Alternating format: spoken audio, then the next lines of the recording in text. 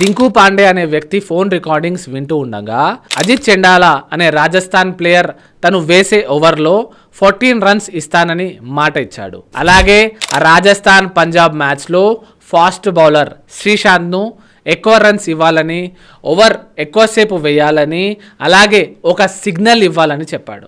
అనుకున్న విధంగానే శ్రీశాంత్ చేశాడు. టవల్తో సిగ్నల్ ఇచ్చాడు, ఎక్కువసేపు ఓవర్ వేశాడు, అలాగే ఎక్కువ రన్స్ కూడా ఇచ్చాడు. అలాగే ఇంకో రాజస్థాన్ ప్లేయర్ అంకిత్ నవాల్ అనే వ్యక్తి టీషర్ట్ విప్పి మళ్ళీ వేసుకొని సిగ్నల్ ఇచ్చాడు. అలాగే ముందుగా అనుకున్నట్లు 13 రన్స్ కూడా ఇచ్చాడు. మ్యాచ్ అయిపోయిన వెంటనే ఢిల్లీ పోలీసులు శ్రీశాంత్ని, బుకీలను అరెస్ట్ చేశారు.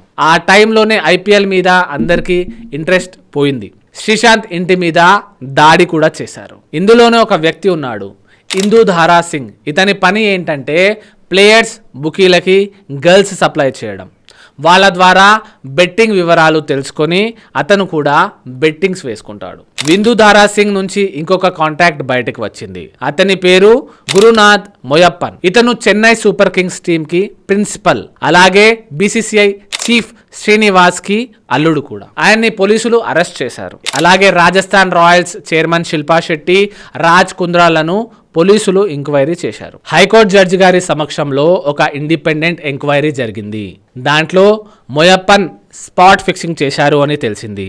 దీంతో BCCI higher officials Srinivas, Sundararaman, Rajiv శుక్లాలను రిజైన్ చేసేశారు. అలాగే రాజస్థాన్ రాయల్స్ మరియు చెన్నై సూపర్ కింగ్స్ని 2 సంవత్సరాల పాటు బ్యాన్ విధించారు. మొయప్పన్ మీద లైఫ్ టైం బ్యాన్ పడింది, కానీ మళ్ళీ వారికి క్లీన్ చిట్ ఇవ్వడం జరిగింది. అయితే వీళ్ళకి పడిన శిక్షల గురించి మనం ఇప్పుడు తెలుసుకుందాం. అజయ్ శర్మ, అజరుద్దీన్లని లైఫ్ టైం బ్యాన్ చేశారు. శ్రీశాంత్ని కూడా లైఫ్ టైం బ్యాన్ చేశారు. కానీ అతను సుప్రీంకోర్టుకి వెళ్ళి పోరాడాడు. దాంతో లైఫ్ టైం బ్యాన్ కాస్త 7 సంవత్సరాలకి తగ్గింది. అంకిత్ నవాల్ లాంటి వాళ్ళ క్రికెట్ జీవితాన్ని పూర్తిగా నాశనం చేసేసింది.